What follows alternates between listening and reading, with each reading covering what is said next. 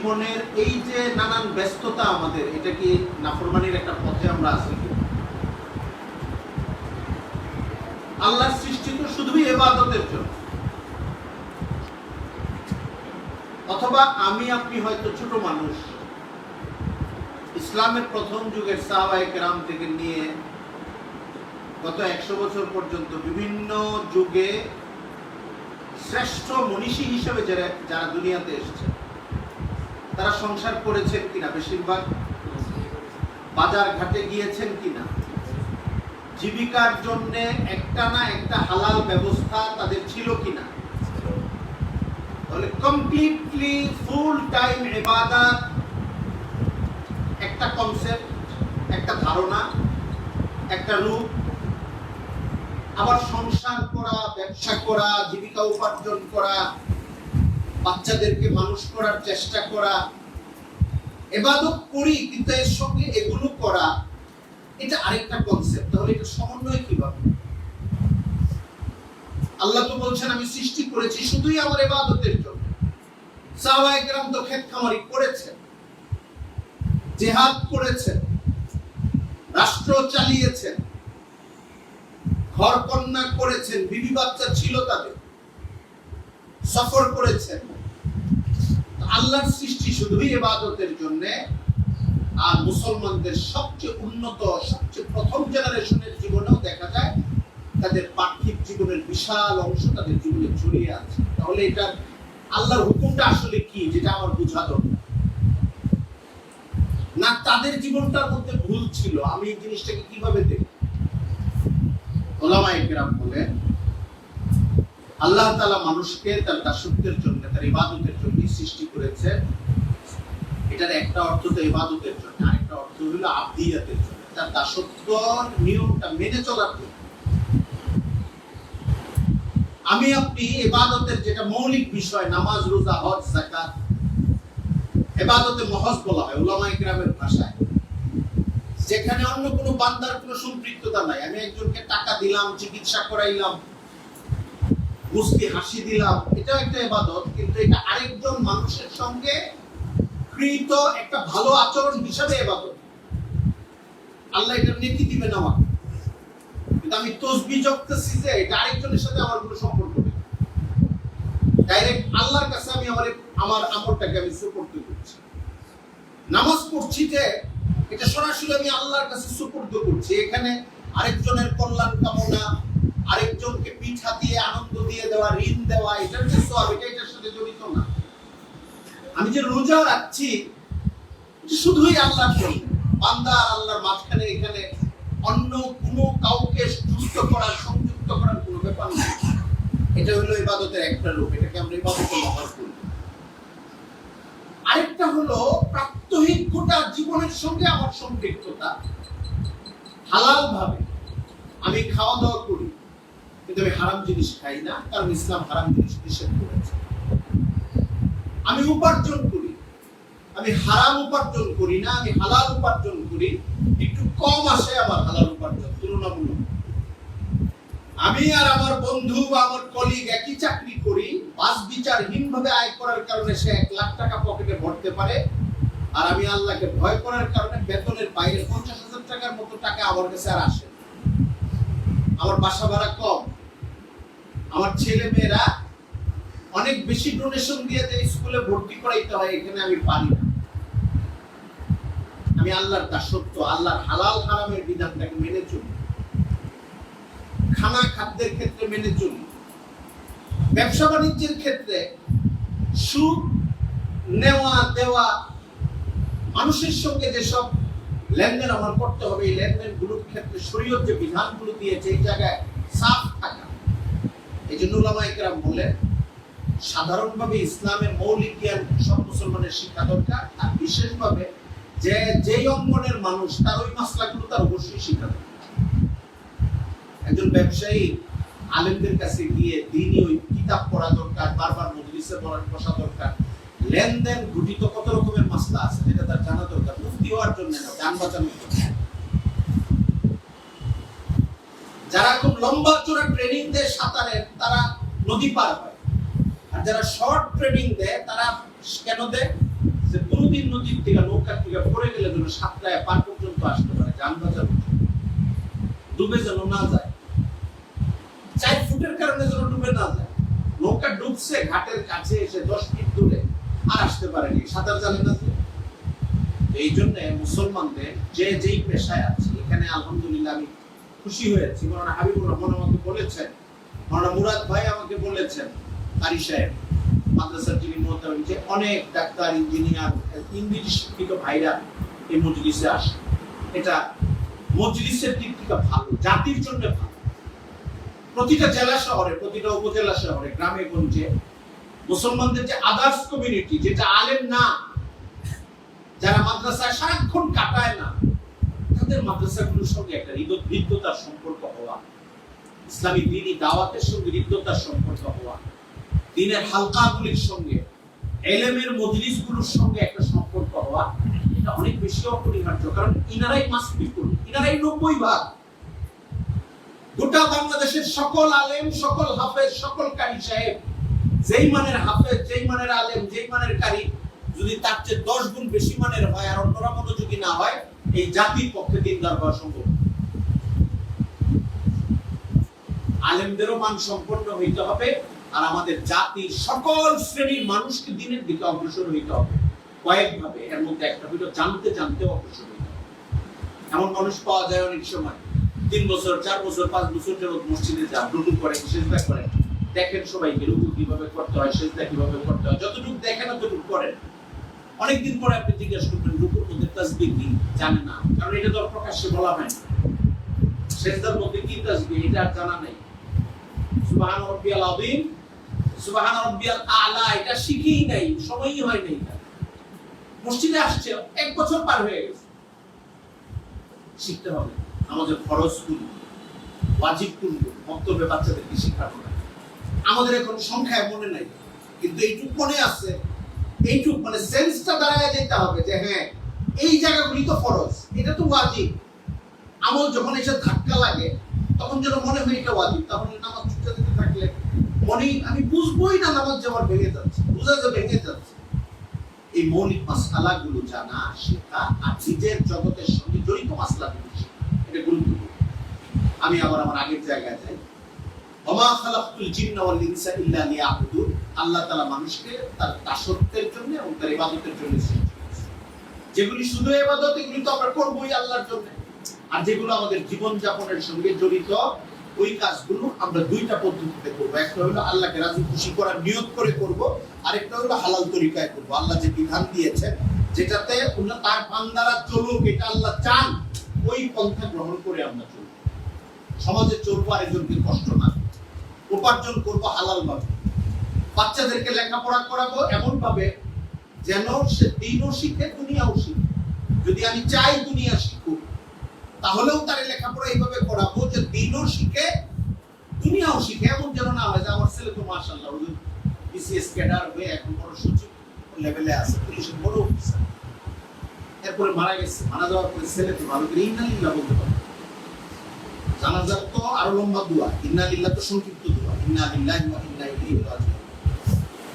এটাই করতে পারে। আমি এই দৃশ্য দেখছি, এই জন্য বলতেছি, ব্যঙ্গ করে বলতেছি। আমার এত কামাই বানায় কি হইল ছেলেটা? ছেলের তো জিন্দগি বরবাদ করলাম, আমি নিজেও তো নিজের জিন্দগি বরবাদ করলাম। আমার তো জব দিয়েই করতে হবে।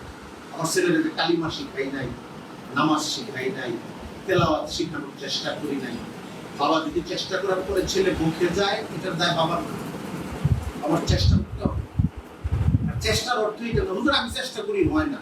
আপনি সব চেষ্টাই আপনার ছেলের ক্ষেত্রে হয়, এটা হয় না কেন? মানে এই চেষ্টা আপনার মনোযোগী চেষ্টা।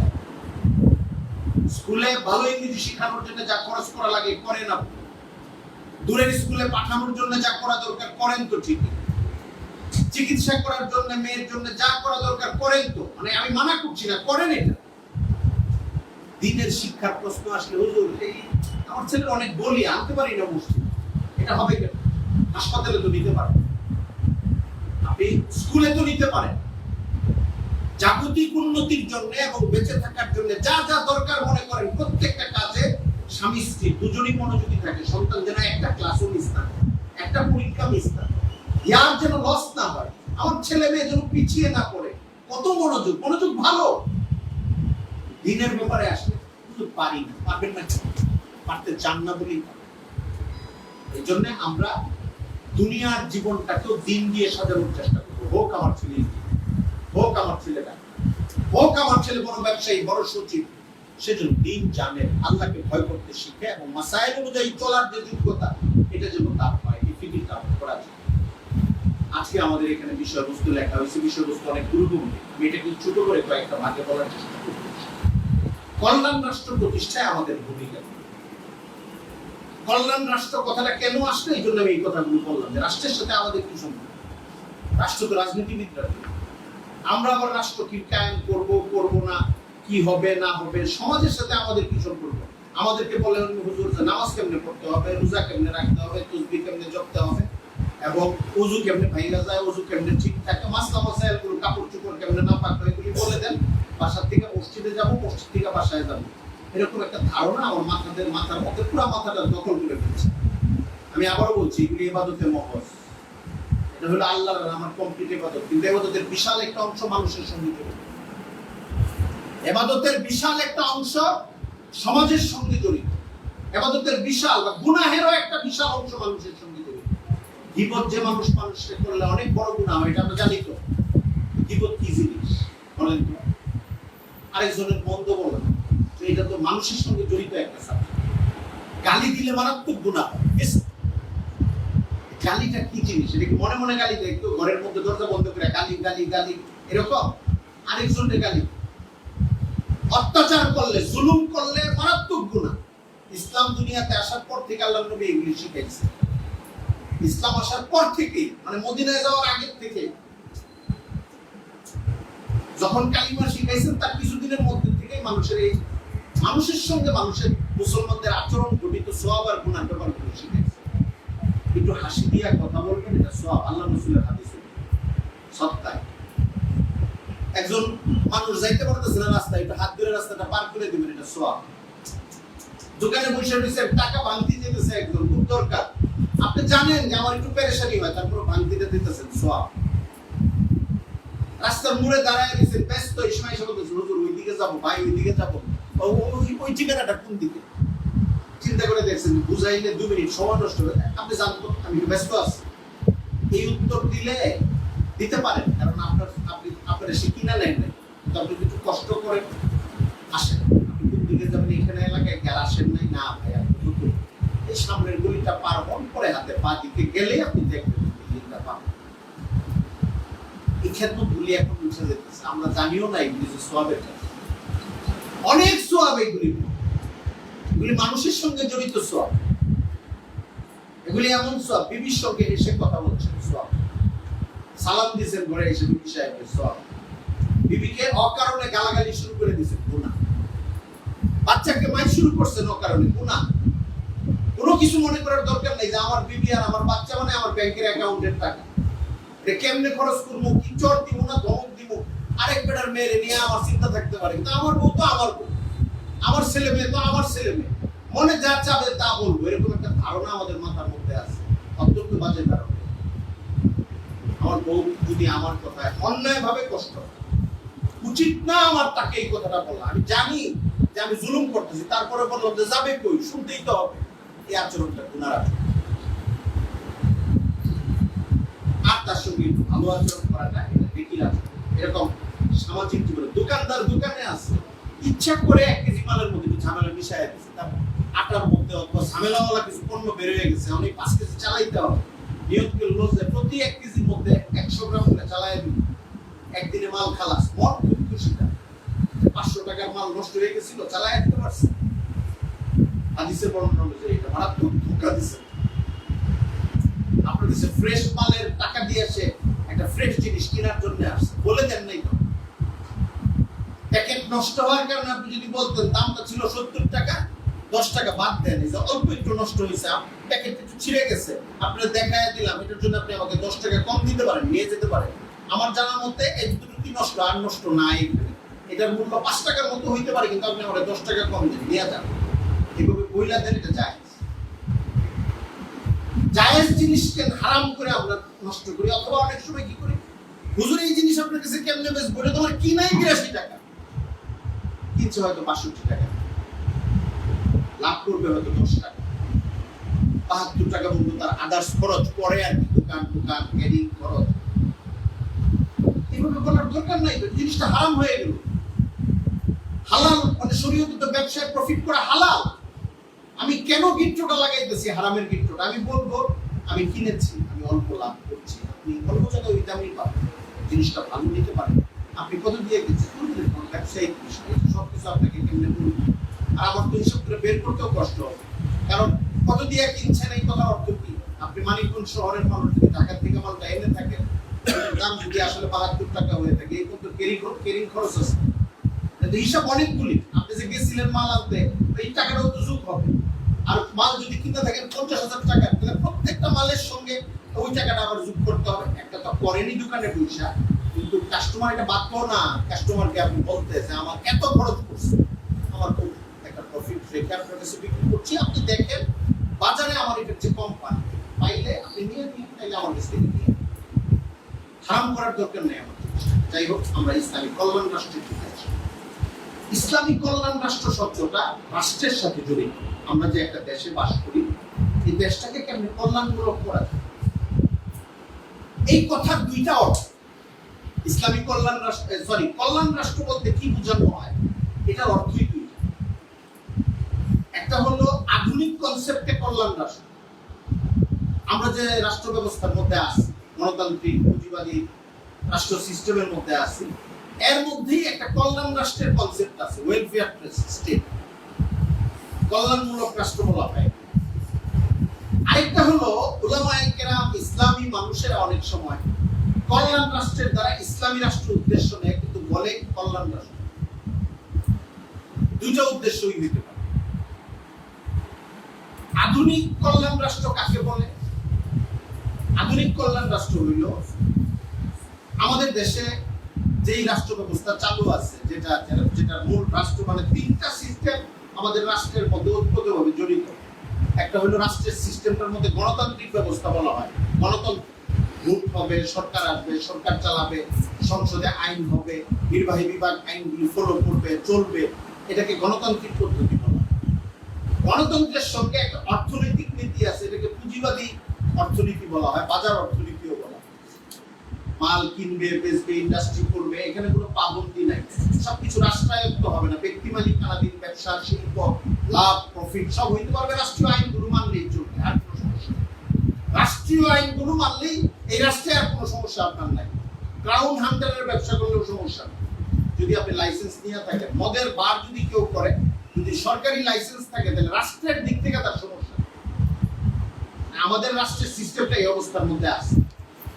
একটা হলো গণতন্ত্র, আরেকটা হলো পুঁজিবাদী অর্থনীতি, ৩ নাম্বারটা হলো সেকুলারিজম। এটা আমাদের সংবিধানে আছে, ধর্মনিরপেক্ষ। এবং আধুনিক রাষ্ট্রগুলোতে সেকুলারিজমকে একটা নীতি হিসাবে দেখা হয়। সেকুলারিজমকে বলে ধর্মনিরপেক্ষতা।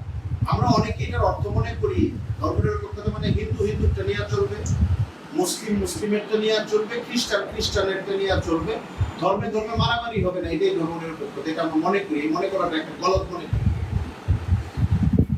ধর্মনিরপেক্ষতা মানে এটা কি বলবো আপনাকে, এক লোকের কাছে আছে ১,০০০ টাকা, আপনি বললেন উনি ১,০০০ কোটি টাকার মালিক, এই কথা বললে যেরকম অর্থ অনেক দূরবর্তী হয়ে যায়, ঠিক একইভাবে ধর্মনিরপেক্ষতার যে অর্থটা এখন আমি বললাম, এটা ধর্মনিরপেক্ষতার মূল অর্থ থেকে অনেক দূরবর্তী হবে। উদাহরণ, ধর্মনিরপেক্ষতা মানে হইল ধর্মের ব্যাপারে রাষ্ট্র নিরপেক্ষ থাকে। এই নিরপেক্ষ শব্দটা শুনে আমরা প্রথমে একটু মুগ্ধ হই, মনে করি যে অসুবিধা তো নাই, আমার ইসলাম মানা তো করে, তারটা সে করবে, আমারটা আমি করব, নিরপেক্ষ থাকবে। রাষ্ট্রের নিরপেক্ষ থাকলে কোনো ক্ষতি নাই। আমি এখন একটা উদাহরণ দিই। ধরেন আপনি বিএনপি করেন, আপনার ভাই, চাচাতো ভাই আওয়ামী লীগ করে, আরেকজন জাতীয় পার্টি করে। তার দলের ১০০ জন, আপনার দলের ১০০ জন, আর আরেকজনের দলের ১০০ জন, ৩ দলের ১০০ জন, ১০০ জন করে একটা কলেজ বা ইউনিভার্সিটি হলে থাকে। কঠিন তারা কর্মী, কিন্তু দলের কর্মী হওয়ার কারণে তারা বেতন পায়, পয়সা পায়, সুযোগ সুবিধা পায়। হলের একটা নিয়ম করা হইলো যে এই হলটা হবে দল নিরপেক্ষ। খেয়াল করে, দলটা হবে কি দল নিরপেক্ষ। সবাই একটা সুন্দর অর্থ করছে যে হ্যাঁ আওয়ামী লীগও থাকবে, বিএনপিও থাকবে, জাতীয় পার্টিও থাকবে। এটা আসছে না মাথার মধ্যে অর্থটা? এখন আপনারা বলে দিন, বিএনপির যে প্রধান কর্মী সে বলতেছে জিয়াউর রহমান এটা খারাপ লোক, অন্যরা এসব ধরতে গেছে, এই বেটা তুই এই কথা তোর তো পার্টির মধ্যে তোর তো আইন কানুন বহিষ্কার হয়ে যাবে না, আমাদের কত দল নিরপেক্ষ, আমাকে নিয়ন্ত্রণ করতে আসছে। এই বেটা দল নিরপেক্ষ হইলে তুই সেই দলে আসছিস ওই দল তো মানবি না। না, আমি দল নিরপেক্ষ, আমি সব এইসব টোটাল বিষয়ের সাথে। এটা কি মানবে কেউ? কিন্তু ধর্মের ক্ষেত্রে এটাই। কাউকে আপনি নামাজের কথা বলেন, এটা শুধু সেকুলার দেশ, আপনি আমাকে নামাজের কথা চাপ দিয়ে বলেন। কোন স্কুলে কলেজে পর্দার কথা বলবেন, আপনি আইনেও বলে দিবেন যে মুসলিম মেয়েরা পর্দা করবে, দেখবেন ওই কলেজ প্রিন্সিপালের বিরুদ্ধে মামলা জারি হয়ে যাবে যে আপনি সেকুলার স্টেটের মধ্যে কিভাবে বাধ্য করতে পারেন পর্দা করতে। আপনি তখন যদি যুক্তি দেন, আমি তো বলছি মুসলিম মেয়েদের পর্দা, মুসলিমদের জন্য তো এটা অবশ্য পালনীয় একটা বিধান, এই জন্য আমি বলছি, আমি হিন্দুদেরকে তো বলি নাই। দেখবেন যে আর যুক্তি দিতে না, না এটা তো সেকুলার স্টেট। আমাদের পাঠ্যপুস্তকগুলোর মধ্যে উল্টাপাল্টা জিনিস যখন ঢোকানো হয়, ধর্মীয় বিষয়গুলো বর্জন করা হয় অথবা বাজে বিষয়গুলো ঢোকানো হয়, প্রতিবাদ করলে বলে এটা সেকুলার স্টেট, তো আপনাদের কোথায় তো আমাদের পাঠ্য বই চলবে না, এটা মাদ্রাসা না তো। আবার আরেকটা উদাহরণ দিয়ে বুঝি, মনে করেন একটা মাদ্রাসা কি পরিবেশে লালন করে চলে আপনারা জানেন। মাদ্রাসা আর স্কুল বা কলেজের পরিবেশের মধ্যে একটা ভিন্নতা আছে, এটা আপনারা জানেন। লম্বা চড়া আইন কানুন বলবো, মাদ্রাসার ক্লাস শেষ হয়েছে, চারটা ছেলে কাল্পনিক দৃশ্য বলতেছে, এক কোনায় বসে সিগারেট খেতেছে, পাঁচটা ছেলে আরেক কোনায় বসে তাস পিটাইতেছে। আপনি মাদ্রাসার উস্তাদও না, মুতামিমও না, আপনাকে দায়িত্ব দেওয়া, আপনি ভালো তাবলিগী মানুষ, আপনাকে দায়িত্ব দেওয়া হয়েছে, আপনি টাকা পয়সা দেন মাদ্রাসা, আপনি আইসা কি এই দৃশ্যটা দিকে খুশি হবেন? আপনি বলবেন যে এটা কোন জাহান্নামের মধ্যে এসে পড়লাম, টাকাও দেই মাদ্রাসায় গোলাপন করে, ক্লাসের পরে সিগারেট খেতেছে পাঁচটা ছেলে টাস পিটাইতেছে, এটা আপনার মনে হবে কিনা বলেন? আপনার কাছে একটা অসংগত দৃশ্য মনে হবে কিনা? আপনি বলবেন এটা বাদ দেব। তখন যে মাদ্রাসার ওই ছাত্র বলবে বাংলাদেশের সকল স্টুডেন্টদের জন্য যেই নীতি, আমাদের জন্য তো ওই নীতি, আপনি আমাদের উপরে আবার আলাদা নীতি চাপায়া দিচ্ছেন। আমরা তো নীতি নিরপেক্ষ, আমরা নিরপেক্ষতার ক্ষেত্রে পলিসি নিরপেক্ষ। তারবিয়াতের ক্ষেত্রে যে আপনি একটা নীতি বানাবেন, কলেজে যেটা চলবে, ইউনিভার্সিটিতে যেটা চলবে, মাদ্রাসাতে তো এটাই চলবে। আপনি এখানে চাপ তৈরি করে আমার ব্যক্তি স্বাধীনতাকে হরণ করার জন্য তাস খেলতে বাধা দিতেছেন, বিড়ি খাইতে বাধা দিতেছেন, আরো খারাপ অভ্যাসে বাধা দিতেছেন। আমি মাদ্রাসায় পড়ি দেখে কি আমার ব্যক্তি স্বাধীনতা নাই? আপনি যুক্তিটা বুঝতেছেন কিনা বলেন? গোটা বাংলাদেশে সেকুলারিজমটা এইভাবে কাজ করতেছে। এই জন্য পর্দা নিয়ে কথা বলা যাবে না, মদের আসন নিয়ে কথা বলা যাবে না, আমাদের গোটা প্রজন্মকে ধ্বংস করলে ফিরানো যাবে না, বলবে কনসেপ্ট হবেই। এটা তো একটা সেকুলার স্টেট, এটা তো ধর্মীয় রাষ্ট্র না, তো আপনি কেন বাধা দিতে আসতেছেন? আপনি যে বলবেন আমাদের মুসলমানদেরকে হেফাজত করার চেষ্টাটা তো আমার করা উচিত, আমি লাঠি নিয়ে পিটাবো না, কারণ রাষ্ট্রে লাঠি যার তার হাতে উঠা উচিত না, ওটার জন্য একটা আইন শৃঙ্খলা বাহিনী, এটা আমরা বুঝি।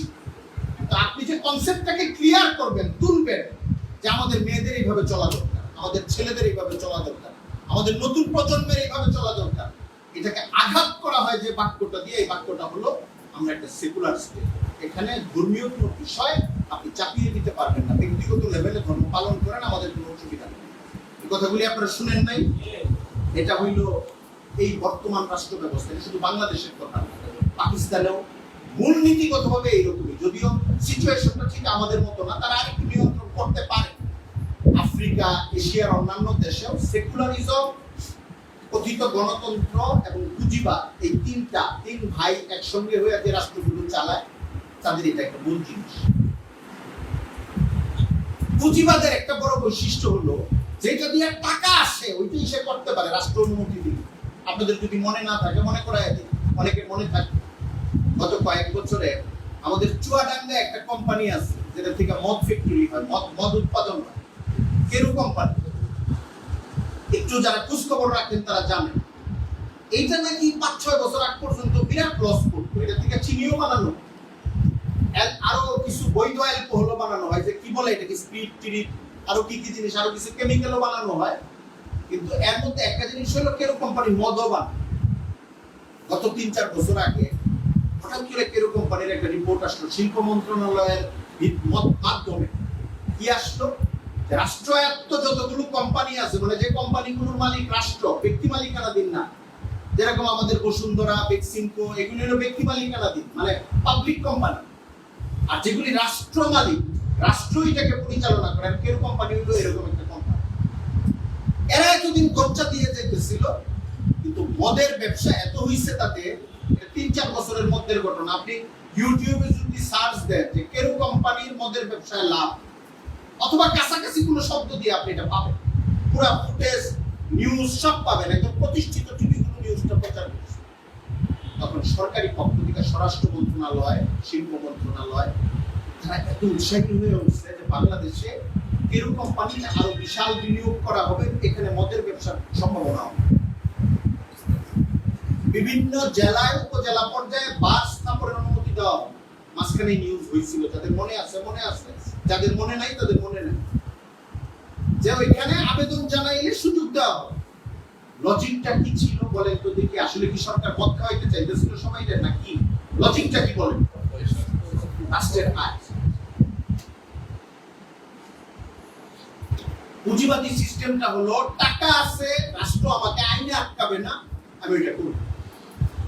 বাংলাদেশের মতো দেশে এখনো কিছু আইন কানুন মানা হয়, মানে নীতিগত বা সামাজিক ক্ষেত্রে, নৈতিক ক্ষেত্রে কিছু আইন কানুন এখনো এমন আছে, যে অথবা সামাজিক বাধা আছে, এই কারণে মানুষ ওই দিকে অগ্রসর হয় না।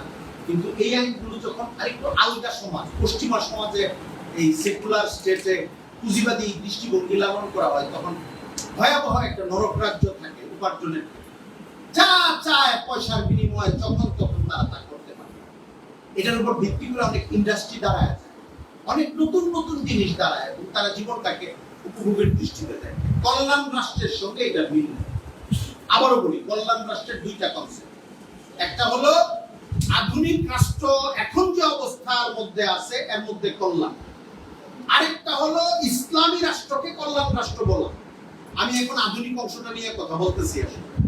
এখন আমরা কি করতে পারি? নতুন পরিবর্তিত পরিস্থিতির পরে দেশের রাষ্ট্র গঠন, সংস্কার, নির্বাচন ব্যবস্থা, সংবিধান, আমাদের ছেলে মেয়েরা গত 1-1.5 মাস প্রচুর রক্ত দিয়েছে, জীবন দিয়েছে বাংলাদেশে। এই প্রেক্ষাপটে 5ই আগস্টে সরকার পরিবর্তনের পর এই দাবিটা এখন বহুল উচ্চারিত একটা কথা, যে দেশে এটা হবে, নির্বাচনের আগে সংস্কার হবে, দেশটাকে আরেকটু ঠিক করা হবে, নির্বাচন ব্যবস্থাটাকে আরেকটু সংশোধন করা হবে, সংবিধানে কিছু পরিবর্তন করা হবে। গত 2 দিন আগের খবর হলো, আমাদের প্রধান উপদেষ্টা সাহেব কয়েকজনকে নিয়ে 2 দিন বা 3 দিন আগের খবর, কমিশন গঠন করে দিয়েছে। সংবিধান দেখবেন শাহদিন মালিক সাহেব, তারপরে প্রশাসনের ত্রুটি বিচ্যুতি দেখবেন অমুক সাহেব, এরকম করে করে 6-7 জনের মধ্যে আরো তাদের এক কমিটি প্রধান, এর সঙ্গে আরো একটা বাহিনী থাকবে, তারা খুঁজে খুঁজে বের করবে কোথায় কোথায় সংস্কার করতে হবে।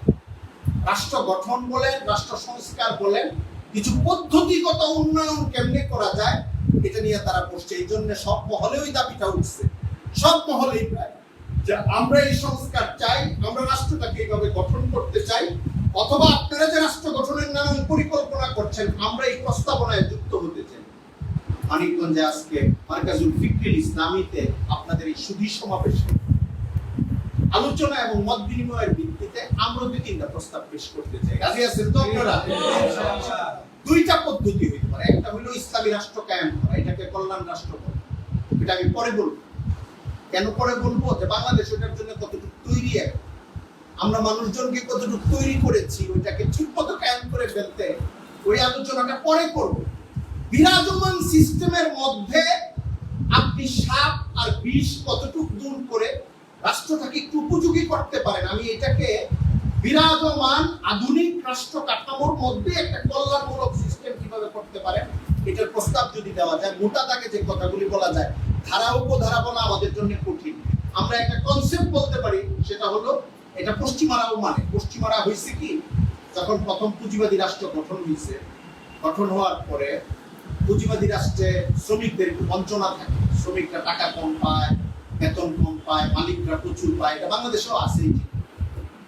এটা যখন একটা বিক্ষোভের পর্যায়ে গেছে, তখন মানুষের ভেতরে প্রতিক্রিয়া তৈরি হয়েছে। ইউরোপীয় রাষ্ট্রগুলি প্রতিক্রিয়া মানে ক্ষুব্ধতা তৈরি হওয়ার পরে কার্ল মার্কস তখন সমাজতন্ত্রের তত্ত্বটা সামনে আনছে। কমিউনিজমের তত্ত্ব যেটা বলে, কমিউনিজমের তত্ত্ব কি? গোটা পৃথিবীতে বা একটা রাষ্ট্রে ব্যক্তি মালিকানাধীন কোনো মানুষ 1000 কোটি টাকার মালিক হইতে পারবে। সবার রাষ্ট্রীয় প্রতিষ্ঠানের কর্মচারী হইতে হবে, যার যার যোগ্যতা অনুযায়ী মোটা মোটা বেতন নিয়ে যেতে পারবে, কিন্তু মালিক হইতে পারবে। এটা হলো কমিউনিজমের তত্ত্বের একটা গোড়ার কথা। অর্থনীতি, ওই রাষ্ট্রনৈতিক তত্ত্বটা অর্থনীতির উপর ভর করে আসছে। রাশিয়া এটা প্র্যাকটিস করছে, চীন প্র্যাকটিস করে এটাকে নানান পরিবর্তন করছে, করে এখন চীন টিকে আছে। রাশিয়া যখন সোভিয়েত ইউনিয়ন করছিল 1917 সনে, যারা আমার যে বয়স বেশি এবং আমার মতো বয়স তারা জানেন, 1990 সনের দিকে রাশিয়া আর সোভিয়েত ইউনিয়ন সমাজতান্ত্রিক রাষ্ট্রটা, বিশাল ইউনিয়নটা ভেঙে যায়। তখন ক্ষমতার শেষ মুহূর্তে ছিল সম্ভবত মিখাইল গর্বাচভ। মিখাইল গর্বাচভ আত্মসমর্পণ করে এবং বলে, আমি আর রাষ্ট্র টিকাইতে পারলাম না। এরপরে ক্ষমতায় আসে বরিস ইয়েলসিন। আমার যতটুকু মনে আছে, আফগানিস্তান তারা দখল করে নিয়েছিল তার 10-11 বছর আগে। ওই আফগানিস্তান ছেড়ে দেওয়া, সোভিয়েত ইউনিয়ন ভেঙে যাওয়া সব একসাথে ঘটছিল 89-90 সালের দিকে। এবং তখন আধুনিক রাষ্ট্রবিজ্ঞানীরা বলেছিল, শুধু মুসলমানরা না, যে কমিউনিজম নামক যে অর্থনীতির তত্ত্বটা, এটা একটা অস্বাভাবিক তত্ত্ব। কোন অর্থে? যে মানুষের অনেক রকমের যোগ্যতা থাকে, টাকা পয়সা সঞ্চয় করা, জমা করা, উৎপাদন করা, অর্জন করা, সবাইকে সরকারি মেশিনের সঙ্গে যুক্ত করে দেওয়ার, বেতনভুক্ত বানায় দেওয়া, সবার হাত থেকে ব্যক্তি উদ্যোগকে জোর করে সরিয়ে রাখা এবং তাদের প্রতিভাটাকে দমন করা, এতে একটা দেশের শিল্প এবং অর্থনীতি বিপন্ন হবে। রাশিয়াতে এটা হয়েছে। ইসলাম কি চায়? ইসলাম পুঁজিবাদ এবং সমাজতন্ত্রের মাঝামাঝি একটা। সেটা কি? ইসলামের অর্থনীতির প্রধান তত্ত্বই হলো আপনার যাকাত দিতে হবে, হালাল উপার্জন করতে হবে। আপনি দুইটাকে মিলাইলে এটাকে ব্যালেন্সিং বলে। আপনি দেখেন ব্যালেন্স কেমন। মদের ব্যবসা করতে পারবেন, নারীকে বেপরদা করার মতো ব্যবসা করতে পারবেন না, ধোঁকাবাজির ব্যবসা করতে পারবেন না, মানুষ ঠকানোর ব্যবসা করতে পারবেন না। রাষ্ট্র অনুমতি দিবে না। এরা তো লাইসেন্স নিয়ে আমাদের ব্যবসা করে। এরকম রাষ্ট্রই করবো না যে রাষ্ট্র আকামের জন্য লাইসেন্স দিবে। বুঝে আসছে কিনা? আধুনিক পরিস্থিতির মধ্যে এটা হলো কল্যাণ রাষ্ট্রের একটা শর্ত। আপনি বলবেন তাহলে রাষ্ট্র চালাবেন কেন, টাকা কামাবেন কেন? আপনি হুজুর মানুষ দিকে আপনি বলতেছেন আপনি এটা দিবেন না, ওইটা দিবেন না।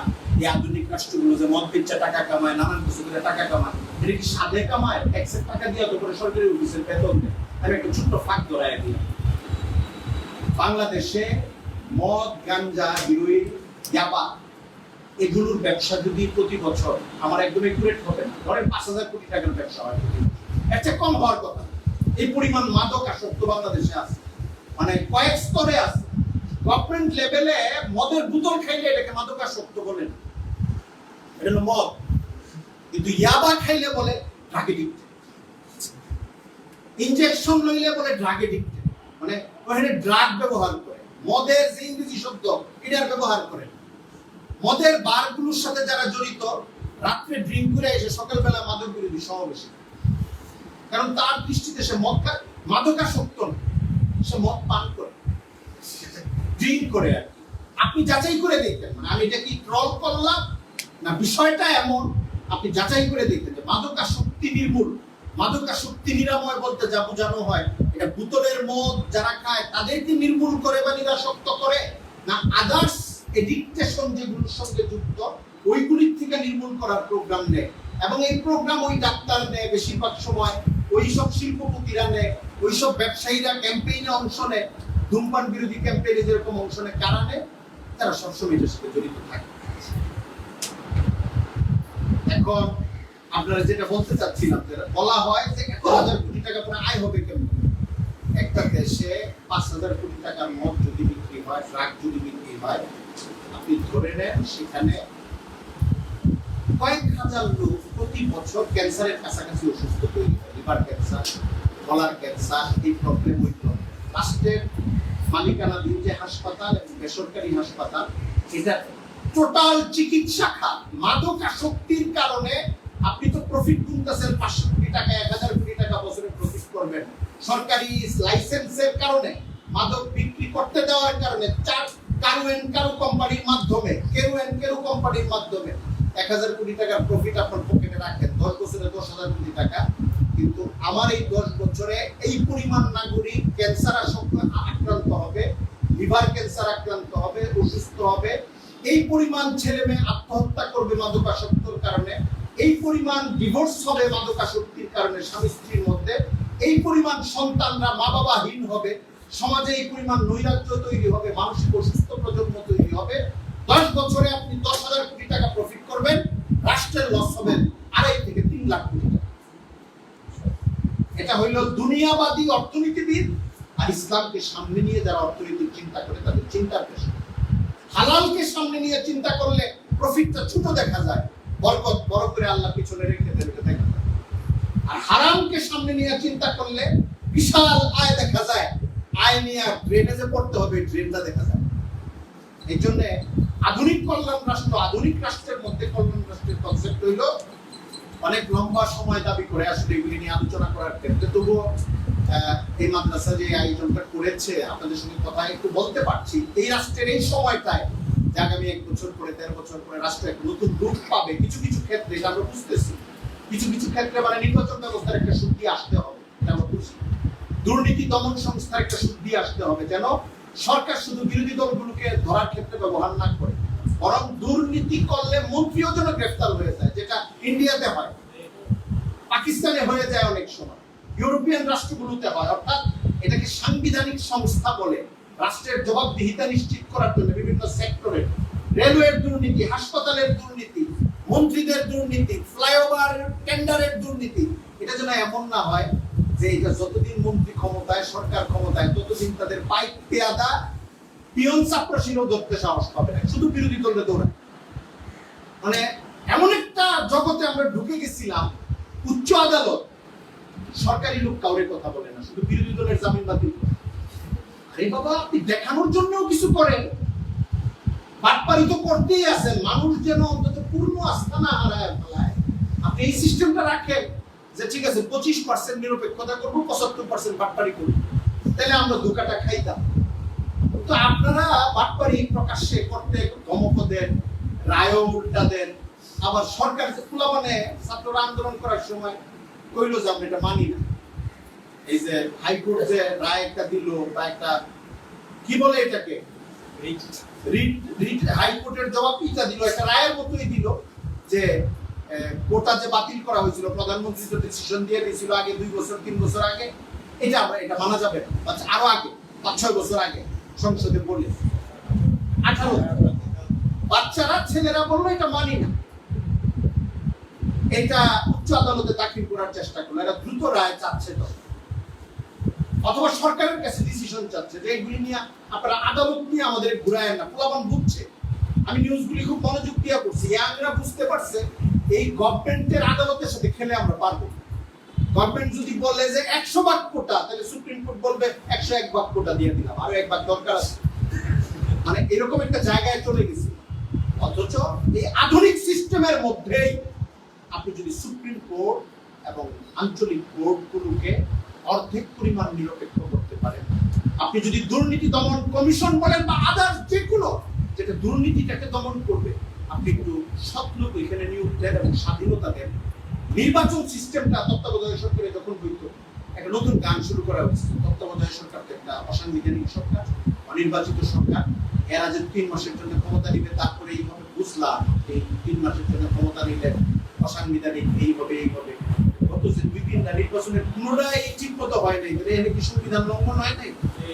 মানে আপনি বড় বাটপাড়িটাকে ছোট বাটপাড়ি দিয়ে ডাকার চেষ্টা করতেছেন, সারা জাতির মানুষ ক্রুদ্ধ হচ্ছে। আমি কথা বলতে গিয়ে একটা গভর্নমেন্টের আলোচনা সামনে আসছে, আমাদের মোটামুটি ভাবে চারপাশের পলিটিশিয়ান যারা পাওয়ারফুল তাদের অবস্থা এরকম। এই জন্য আধুনিক রাষ্ট্রবিদরা পশ্চিমের দেশগুলোর দিকে তাকে বলতেছে এই জায়গায় সংস্কার করা দরকার। আমরা এখানে সংযোজন করি যে আধুনিক রাষ্ট্র ব্যবস্থার মধ্যে যদি এটা করেন, কয়েকটা জিনিস আপনারা করেন। একটা হলো এই দেশে 85 ভাগের বেশি মুসলমান, আপনারা সেকুলার বলেন যাই বলেন, ইসলামী মূল্যবোধ লঙ্ঘন করার মতো নতুন কোন পদক্ষেপ না শিক্ষানীতিতে, না নারী নীতিতে, না কোনো ক্যাম্পাসে, না পরিবেশে, না কোনো জায়গায় নতুন করে কোনো কিছু নেওয়ার চেষ্টা করবে। এবং আপনাদের কাছ থেকে আমরা ইসলামী রাষ্ট্র আশা করি না, অত যোগ্য মানুষ আপনারা। আপনারা একটা সাময়িক সময় চালাইতে আসছেন, এত বড় পাওয়ার এবং যোগ্যতা, দিনই যোগ্যতা আপনাদের নাইও, আমরা আশাও করি না। কিন্তু এই দেশের মানুষ তো 85 বছর। এর যদি আজকে খ্রিস্টান 12 জন মিললে এই সরকার হইতো, তাদের কাছেও বলতাম এই দেশের নাগরিক থেকে তো 85 জন মুসলমান তাদের ধর্মীয় কর্ম, জীবনযাপন, শিক্ষা, নারীদের পোশাক আশাক, আমাদের যেটা নাগরিক স্বাধীন ধর্ম পালনের যে স্বাধীনতা, এটা আমাদেরকে দিতে হবে। আপনাদের কাছে ঠিক হইতেই, আর এর চেয়ে বেশি কিছু বলি যা আমাদের একটু পার্সিয়ালিটি করেন, পার্সিয়ালিটি চাই। বাংলাদেশের নাগরিকদের 85 উপরে যদি মুসলমান হয়, তাহলে ট্যাক্স পেই তো 85% মুসলমান। আপনি তাদের এই বেনিফিট তো দিবেন, তাদের সুবিধা তো দিবেন, ইসলামের দৃষ্টিতে যেটা করা দরকার এটা তো করতে দিবেন। ইসলামকে আঘাত করার মতো কোনো জিনিস সামনে আসলে, অন্তত আওয়ামী লীগ বিগত পতিত সরকার যেভাবে ফিরাইছে সর্বশেষ টাইমগুলোর দিকে, এর চেয়ে খারাপ জায়গায় যায় না, অন্তত এর চেয়ে একদম সামনে দেয়। এটা এক নাম্বার। 2 নাম্বার কথা হলো অর্থনৈতিক ক্ষেত্রগুলোতে একটা স্বচ্ছতা, সততা আনার চেষ্টা। এটা আপনারা গণতন্ত্রের ভাষায় বলেন, সুশাসনের ভাষায় বলেন, সুজন লাগায় দেন, পশ্চিমা দেশের কনসেপ্ট বলেন, যাই বলেন, ইসলামের সাথে এটার সংঘর্ষ। সততা অলওয়েজ রাসূল করিম সাল্লাল্লাহু আলাইহি ওয়াসাল্লামের বৈশিষ্ট্য। আসিদুকু ইউনজি ওয়াল কিযবু ইউহলিক। সততা মানুষকে মুক্তি দান করে, মিথ্যা মানুষকে ধ্বংস করে। সততার 2 অর্থ, একটা হলো সত্য কথা বলা, আর একটা হলো দুর্নীতির পথে না যাওয়া। ইসলাম দুর্নীতিকে প্রচন্ড ঘৃণা করে, খিয়ানতকে মারাত্মক ঘৃণা করে। লা ঈমান লিমান লা আমানাত লাহু। রাসূল করিম সাল্লাল্লাহু আলাইহি ওয়াসাল্লামের হাদিস, ওই ব্যক্তির তো ঈমানই নাই যারা আমানতদারি নেই। রাষ্ট্রের যারা দায়িত্ব পালন করবে, বিভিন্ন ডিপার্টমেন্টে যারা টেন্ডার ডাকবে, ঠিকাদারি দিবে, মন্ত্রণালয় যারা চালাবে, তাদের আন্ডারে ফার্স্ট ক্লাস অফিসার পর্যন্ত যারা হবে, এবং এরপরে যে যেখানে দায়িত্ব থাকবে। দেখেন বাংলাদেশের মতো দেশে যাকে যাকে মানুষ কিন্তু রেলওয়ে 2 বছর লাভ করে, শুধু দুর্নীতি। আমাদের রেলওয়ে খাতে কিন্তু কোনো প্রফিট নাই। কেরো কোম্পানির প্রফিট দেখাইছে বাংলাদেশে, মদের ব্যবসা।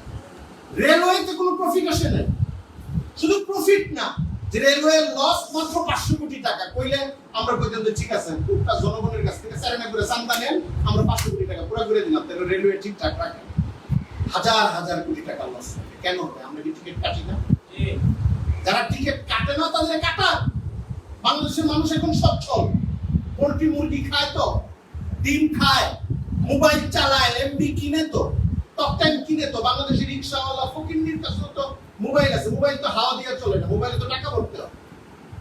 বাংলাদেশের রেলওয়ের কোনো জায়গায় যার টিকিট 10 টাকা, যার টিকিট 100 টাকা, 200 টাকা, আপনারা যদি নিজেরা চোর না হন তাহলে মানুষ চোর হবে। রেলওয়ে সহ বাংলাদেশ বিমানবন্দর, এই দেশে আমি তো আলহামদুলিল্লাহ ডোমেস্টিক যে লাইন আছে, একটা মনে হয় লাইন ছাড়া, কক্সবাজার ছাড়া সম্ভবত সব লাইনে আমার সফর। বেসরকারি বিমানগুলো ভালো ব্যবসা করতেছে, ইউএস বাংলা, আরো কি আছে, নভোয়ার, বাংলাদেশ বিমান। বেসরকারি বিমানগুলোতে উঠলে দেখা যায় টাইম ঠিক আছে, সিট ভরা, মানে আস্থা লাগে। আপনাকে আমাকে সিলেট যেতে হবে, টিকিটটা ইউএস বাংলা, বাস কোনো পেরেশানি নেই। আমি জানি যে জাস্ট টাইমে ছাড়বে, সর্বোচ্চ 15 মিনিটের মধ্যে লেট হবে, যদি বড় কোনো ঝড় তুফানের ব্যাপার না থাকে, কুয়াশার ব্যাপার না থাকে। ওই জায়গায় বাংলাদেশ বিমানে গেলে কোনো সময়, সব সময় না, কোনো সময় 1 ঘন্টাও দেরি। উঠার পরে দেখা যায় যে অর্ধেক সিট খালি, অর্থাৎ সিটের প্রাইস হিসেবে তৈরি করা হয়েছে বেশি দামে বেচার জন্য, দান্দালি করে, মানে বাই হ্যান্ড। সব টাকা সরকার পাবে না, সরকারের 2500 টাকাই দেখাবে, 3000, তারা বেচবে 5000, বলবে টিকিট নাই। পরে এইগুলি করতে করতে মানুষ আর কাটে না, পরে দেখা যায় অর্ধেক সিট খালি। লস তো সরকারের, লস তো ওই লোকের না। বিমানে লস, রেলওয়েতে লস। বাংলাদেশের যত হাসপাতাল আপনি খেয়াল করবেন, আমাদের হেলথ মিনিস্ট্রি বছরে তার বাজেটের অঙ্কে ঢুকবেন শিক্ষিত মানুষের, যে রেভিনিউজ খাতে খরচ করতে, অর্থাৎ ডাক্তার, হাসপাতালের স্টাফ, নার্স, এরা কত টাকা বেতন নেয় ওই হিসাবে কত, হাসপাতালের মেডিসিন বাবদ কত, পরিচালনা খাতে কত। আপনি বাংলাদেশে যদি 100টা সরকারি হাসপাতাল, বড় বড় মেডিকেল কলেজ হাসপাতাল সহ, যেখানে এই দেশের সবচেয়ে বড় ডাক্তাররা যায়, মেডিকেল কলেজ হাসপাতালগুলোতে এই দেশের প্রফেসররা, অ্যাসিস্ট্যান্ট প্রফেসররা, অ্যাসোসিয়েট প্রফেসররা যায়, 20টা 25টা সাবজেক্টের ডাক্তার, মাহের ডাক্তার অবস্থান করে, মানে থাকার কথা। কাগজে কলম থাকার কথা, কিন্তু আপনি দেখবেন বারান্দায় রুগী করে রয়েছে, 3 দিন যাবত করে রয়েছে তার চিকিৎসা। ডাক্তারেরও সবসময় দোষ, গোটা সিস্টেমটার মধ্যে প্রবলেম হয়ে গেছে। আমরা যেটা বলবো সেটা হলো আর্থিক এবং সেবামূলক যত খাতগুলো আছে, বিশেষ করে এর মধ্যে 8-10টাকে চিহ্নিত করবেন, যেরকম স্বাস্থ্য খাত, যোগাযোগ খাত, শিক্ষা খাত, ঠিক আছে, এরকম আরো 3টা, বিদ্যুৎ খাত, গ্যাস খাত, মানে নাগরিকদের স্পন্দন এবং বর্ধন, নতুন প্রজন্মের অগ্রসরতা যে খাতগুলোর সাথে জড়িত, এই খাতগুলোর মধ্যে একটা স্বচ্ছতা আনার চেষ্টা করেন। মানুষ খাটবে, বেতন নিবে, সেবা দিবে, বাটপারি করবে, চর দিয়ে বের করে দেবে। আমরা ট্যাক্স দিব, দরকার হলে নাগরিকদেরকে বলবেন যে এই খাতগুলো ভালোভাবে চালাইতে হইলে আপনাদের নির্ধারিত ট্যাক্সের বাইরে প্রত্যেকে মাসে 10 টাকা করে দিতে হবে, আমরা দিব। আমরা তো এখন ট্যাক্স দিই, যারা ফাইল করে ট্যাক্স দেন তাদের বাইরে আপনাদের ধারণা নেই। অনেকে মনে করে যে আমরা তো ট্যাক্স দিই না, মোবাইলে যে রিচার্জ করেন এখানেও ট্যাক্স, ভ্যাট হলো ট্যাক্সের একটা অংশ, ভ্যালু এডেড ট্যাক্স, মূল্য সংযোজন কর।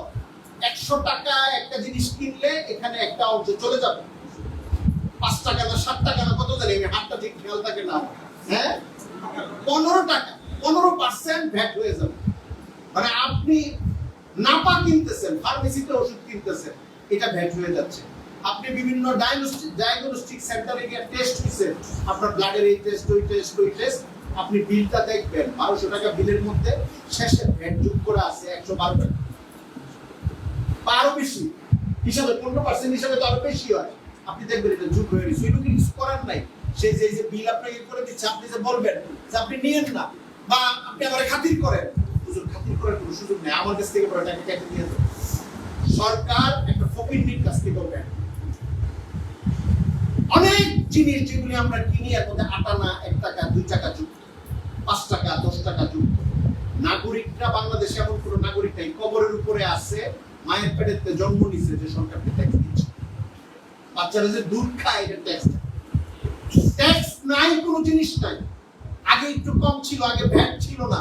যারা আমার বয়সী তারা জানেন 15-20 বছর আগে ভ্যাট ছিল না। এটা আওয়ামী লীগের দোষ না, ভ্যাট যুগ হয়েছে সাইফুর রহমান সাহেবের 2001 এর আমলে, না আরো আগে মনে হয় 1991 এর গভর্নমেন্টের শেষের দিকে, আমার যেটা মনে আছে, খালেদা জিয়ার প্রথম আমলের শেষ দিকে ভ্যাট আইটেমটা যুগ হয়েছে। এটা পৃথিবীর বহু দেশই আছে, এটাকে আমি অন্যায় বলছি।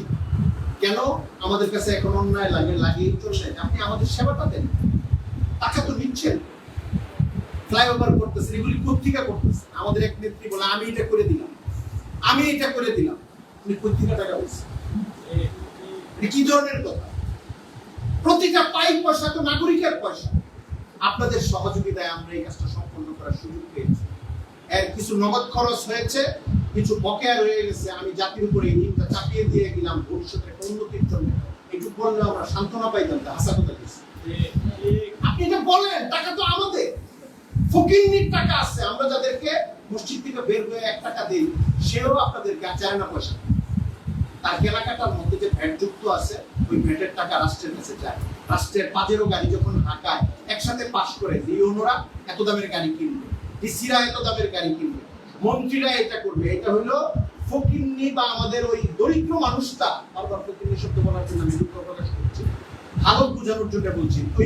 ওই মানুষটা সম্মানিত যে 1000 কোটি টাকা চুরি করে, তার চেয়ে এই ফকির মানুষ যে মসজিদের সামনে বসে থাকে, আমরা 5 টাকা 10 টাকা দিলে এইটুক নিয়ে শান্ত থাকে, চাকু ঠেকায় না, সে তার চেয়ে সম্মানিত। আমরা যেটা বলতে চাচ্ছি যে আধুনিক রাষ্ট্র ব্যবস্থায় আপনি প্রথমত ইসলামের খারাপ কিছু করবেন না, ধর্মীয় মূল্যবোধের পক্ষে থাকবেন। 2 নাম্বার হলো যতগুলি নাগরিকদের জরুরি খাতগুলো আছে, এই খাতগুলোকে স্বচ্ছ রাখুন, সুন্দর রাখুন, এটার জন্য সিস্টেম সুন্দর রাখুন। 3 নাম্বার হলো বাংলাদেশে জুলুম ঢুকতে পারে শাসনতান্ত্রিক পদ্ধতিতে। একটা সরকার এসে রাতে নির্বাচন করে ফেলবে, তখন নির্বাচন ছাড়া 152 জনকে পাস করায় দিবে। এই সিস্টেমটা আমরা চাই না। বাংলাদেশে আধুনিক সিস্টেমের মধ্যেই, ইসলামী সিস্টেমের কথা কিন্তু আমি পরে বলছি, এই আধুনিক সিস্টেমের মধ্যেই যেহেতু নির্বাচন নামক একটা জাল, মানে মাছ ধরার জন্য একটা জাল পাতা হয় না, একটা সিস্টেম, নেট সিস্টেম আছে, এটাকে মজবুত করে। আমাদের বর্তমান বিরাজমান দেশে নির্বাচনটা সুন্দর হইলে অনেক লুটপাট, অনেক দুর্নীতি কমে যাওয়ার এই জন্য সম্ভাবনা তৈরি হয়। কারণ মানুষ জানে যে আমি তো মাইক জোর করবো, লুটপাট করবো, 5 বছর পরে ভোট দিবে না, তো কমবে, পরিমাণ কমবে। 1996 2001 পর্যন্ত 2006-07 পর্যন্ত এই ভয়টা কাজ করছে পলিটিক্যাল দলগুলোর মধ্যে। 2009 এর পর থেকে আর কাজ করে নাই, কারণ খায়রুল হক বিচারপতি তত্ত্বাবধায়ক সরকার ক্যান্সেল করে দিয়া শেখ হাসিনা সাহেবের সাদা খাতা দিয়ে গেছে যে আপনি আজরাইলের সঙ্গে দেখা করার আগ পর্যন্ত আসেন, চাইলে আসরের পরে নির্বাচন করবেন, চাইলে তাহাজ্জুদের সময় করবেন, চাইলে একসঙ্গে 260 জনকে পাস করায় দিবেন, আমাদের কোনো অসুবিধা নাই, নির্বাচনের ব্যবস্থা আমি করে দিছি, কিন্তু তত্ত্বাবধায়কের পাপ আসতে পারে। এটা কে করে দিচ্ছে? বিচারপতি খায়রুল হক। তো এটাও আধুনিক সিস্টেমের একটা জটিলতা, যে সমস্ত আধুনিকতার মধ্যে মাঝে মাঝে পুরো রাষ্ট্রটাকে ধ্বংস করে দেওয়ার মতো শয়তানি নির্বাচনের নামে হয়, উচ্চ আদালতের রায়ের নামে হয়, সব জায়গায় হয়। আমি আবার আগের জায়গায় আছি, নির্বাচন ব্যবস্থাটাকে সুন্দর করে এটা কি তত্ত্বাবধায়কের মাধ্যমে করবেন না কেমনে করবেন? প্রপার অ্যাকাউন্টেবিলিটি, মৌলিক জবাবদিহিতা, ভোটের মতো হবে, চোর বাটপার নির্বাচিত হবে না, মানে মানুষ বাছাই করবে না, ভোটের দিনও ভয় কাজ করবে না, গণনার সময়ও জটিলতা হবে না। যদি ভোট 2 সপ্তাহে নিতে হয় 2 সপ্তাহে নিবে, ওভার শিওর কনফার্ম একটা সিস্টেম, যেটা আগামী 100-200 বছর পর্যন্ত কোনো স্বৈরশাসক ধরতে আসলে আগে তার হাতের আঙুল আমরা কেটে দেব। আপনারা এই সিস্টেমটা করেন, তাহলে বিরাজমান সিস্টেমের মধ্যে একটা কল্যাণ রাষ্ট্র আসবে। 4 নাম্বার, আপনারা সাংবিধানিকভাবে কিছু সংস্কার করেন, যেরকম সেকুলারিজম সংবিধানে আছে, এটা বাদ দেন, দরকার নেই। সেকুলারিজম সংবিধানে দিয়ে কোনো ফায়দা করেন নাই তো নাগরিক। সমাজতন্ত্র নামক একটা জিনিস সংবিধানে মূলনীতি আছে, এটাকে বাদ দেন। সংবিধানে আরো এরকম মৌলিক আমাদের এই জাতি মূল্যবোধ সত্তাগত ঐতিহ্যের সঙ্গে যায় না, এই জিনিসগুলোকে বাদ দেন। দরকারি কিছু জিনিস, এই দেশ অগ্রসর হয়, দেশে যারা ক্ষমতায় আসে আর যারা ক্ষমতার বাইরে থাকে তাদের মধ্যে বড় একটা অসমতা তৈরি না হয়, এই জায়গাগুলোর ক্ষেত্রে আপনারা কাজ করেন, তাহলে এটা একটা কল্যাণ রাষ্ট্র হবে। কল্যাণ রাষ্ট্রের কতগুলি উপাদানের মধ্যে একটা হলো আইন এবং বিচার ব্যবস্থা সুন্দর হবে, ইসলামী কানুন আনে, অন্তত ইসলামী কানুনকে ফলো করেন। পৃথিবীর কোনো রাষ্ট্র আছে মুসলমানদের পুরো ইসলামী রাষ্ট্র না, কিন্তু ইসলামী কানুনের মৌলিক অনেক জিনিসকে ফলো করে, যেরকম মালয়েশিয়া। তুরস্কে পুরো সেকুলারিজম ছিল, আর করে ফেলছিল কামাল আতাতুর্কের মাধ্যমে, রজব তৈয়বের দোকান এবং ওনারা এসে ওই জায়গা থেকে একটু একটু বের হচ্ছে। মালয়েশিয়ার আমি সফর করেছি 2 বার, মালয়েশিয়ার কোনো প্রদেশ মোটামুটি ইসলামিক স্টেটের মতো চলে, এবং মালয়েশিয়ার 2টা আইন প্যারালাল চলে, বারবার এগুলি আছে। আমি শুনেছি যেহেতু বিদেশি পর্যটক এবং বিনিয়োগকারীরা আসে, কিন্তু ওইখানে যদি মালয় নাগরিক কেউ ঢুকে, মুসলিম মালয়, ওই বার এরিয়ার মধ্যে বা পার্কের মধ্যে, যেটা কূটনীতিকদের জন্য বা যেটা বহিরাগতদের জন্য, এর জন্য আবার আলাদা জেল মামলা হইতে পারে। তারা এর মধ্যে সিস্টেম করছে, এটা 100% ইসলামী হয়েছে কি হয় না এই তর্ক চলতে পারে, কিন্তু তারা একটা চেষ্টা করছে, একটা এই জন্য তাদের একটা আর্থিক উন্নতি আছে। আবার আপনি মালয়েশিয়ায় গেলে প্রত্যেকটা স্কুলের মধ্যে কোরআন শরীফ হেফজের একটা সূরা পাবেন, বাচ্চারা তেলাওয়াত পারে, এই দৃশ্যটা পাবেন স্কুলগুলোর মধ্যে পাবেন। আমি এক মার্কেটে নামাজ পড়তে গেছি, মাগরিবের সময় আমরা 2-3 জন ছিলাম, সূরাও বলে ওরা নামাজের জায়গায়, আমরা যেরকম বলি পাঞ্জেগানা আছে এখানে নামাজ, ওরা বলে সূরাও আমাদের দেখায় দিল। আমরা একদিকে গেলাম, আমার ওযু করতে একটু দেরি হয়েছে, ওযু করতে এসে দেখি একামত চলতেছে। এটা আমার মালিক শাফিঈ মাযহাবের প্রভাব বেশি, সমস্যা নেই, শাফিঈ মাযহাব মালিকি মাযহাব তো সৌদি আরবে আছে, আমরা তো ইমামদের অনুসরণ করে এই নামাজ পড়ি। মাযহাব অনুসরণ, এক মাযহাব আরেক মাযহাবের লোককে অনুসরণ করবে, এটার মধ্যে কোনো নিষিদ্ধতা নেই। তো আমি দাঁড়াবো, দেখি যে ইমামের জায়গায় দাঁড়ানো, জিন্সের একটা ঢিলাঢালা প্যান্ট পরা, একটা গেঞ্জি পরা, টি শার্ট বলি যে আমরা, আর ক্যাপ যে মাথার মধ্যে আছে, ক্যাপের যে শেডটা থাকে কপালের সামনে, এটা উল্টা করে এইদিকে দিয়ে রাখছে, মানে টুপির মতো বানায় নিছে। এটা কার পিছনে নামাজে দাঁড়াইছে, কি এর মধ্যে পড়লো, তো ওযু করে খাড়া হয়ে গেছে, নামাজ সহি হবে কিনা কিছুক্ষণ গেলে বুঝ যাবে, পরে একটু দেখো। সে যে নামাজ শুরু করলো, 2 মিনিটের মধ্যে মাগরিবের নামাজ, এত চমৎকার তেলাওয়াত, আমাদের দেশের এভারেজ হাফেজ আলেমদের চেয়ে অনেক উন্নত মানের। তখন আমার কাছে মনে হইতো বাংলাদেশে একটা ডিসি পাওয়া যায় না তার বাপের জানাজা পড়ার, একটা পুলিশের এসপি পাওয়া যায় না যে রুকুটা ঠিক মতো করবে। মাশাআল্লাহ 2-1 তো আছে হয়তো, আমি আলাল ইজমাল কথাগুলো এই জন্য বলতেছি, মানে এর উদাহরণ এত কম পাওয়া যায় না মতোই আসলে। কিন্তু ওইখানে শিক্ষা ব্যবস্থার মধ্যে তারা এই সিস্টেমটা করছে, অ্যাকোমোডেট করছে, ইসলামী লেখা পড়া, কোরআন হাদিস, নামাজের মাসাইল, যে বাস সেই ছেলে হয়তো কলেজ বা ইউনিভার্সিটির ছেলে বা মাত্র ফারিক হয়েছে হয়তো, সে তার মতো চলতেছে, কিন্তু নামাজ পড়ে বাস। নামাজের ইমামতির জন্য দাঁড়ায় গেছে, ওইরকম পাও ফাঁক করে শাফিঈ মাযহাবের মতো করে, কোনো সমস্যা নাই, আমি সঙ্গে সঙ্গে তার পিছনে নামাজে দাঁড়ায় গেলাম, দেশের পিছনে নামাজ পড়া। এর চেয়ে বেশি যাচাই করার ক্ষমতা তো আমার নাই। নামাজের জামাত চলতেছে, তেলাওয়াত তো সুন্দর, তাকবীর সুন্দর দিচ্ছে। তো আমাদের লেখাপড়া টোটাল সিস্টেমের মধ্যে আপনারা এই আধুনিক অবস্থাটার মধ্যেই একটা ইসলামী মূল্যবোধ ভাবাপন্ন একটা পরিস্থিতি তৈরি হচ্ছে, এবং আমাদের বিচার ব্যবস্থা, আইন ব্যবস্থার মধ্যে মানুষের আস্থা, টাকার জোরে, ক্ষমতার জোরে, প্রভাব এবং প্রতাপের জোরে শক্তিমান দুর্বলকে মারতে থাকবে, পিটাইতে থাকবে, জমি দখল করতে থাকবে, বিজনেস ধ্বংস করতে থাকবে। এটা যেন আমাদের রাজনীতি এবং সামাজিক সকল কালচার থেকে বিদূরিত হবে। আর যারা এতদিন জুলুমগুলো এমন ভাবে করেছে যে কিছু জুলুমের বিচার করাই দরকার, ওই বিচারগুলো করে। আমি ঢালাওভাবে প্রতিশোধ নেওয়ার কথা বলবো না, এটা মানুষ হিসাবে বলবো। মানুষের অনেক ছোটখাটো ভুল ত্রুটিও হয়, একটা অনুকূল সময় চোখ উঠায় এক কথা বলে ফেলে। এটার জন্য পারলে আপনি আবার ধমক দিতেও পারেন, আমি মানা করবো না, কিন্তু আমি এইটুকু বলবো, এনশিওর করে যারা জুলুম করাটাকে কালচার বানায় ফেলেছে এবং মানুষের মধ্যে একটা আতঙ্ক ছড়িয়ে দিয়েছিল, ওইসব বিচারগুলো এই কারণে শক্ত করে এবং সিস্টেমটাও শক্ত করে, যেন আজকে যাদের অনুকূল দিন, যারা মনে করছে জুলুম আমি করতে পারি, তারাও যেন বুকের ভিতরে যেন পানি না থাকে, তারাও যেন ডরায় যে 5 বছর পরে 7 বছর পরে আমি যদি মাস্তানি করতে থাকি আবারও কলজার মধ্যে ধৈরাইন না শাস্তির মধ্যে দেওয়া। আমরা অনেক সময় বলি সালমান রহমান সাহেবের করুণ অবস্থা দেখে, বিচারপতি মানিক সাহেবের করুণ অবস্থা দেখে যে আল্লাহ ধরছে। এটা তো আল্লাহর দোষ।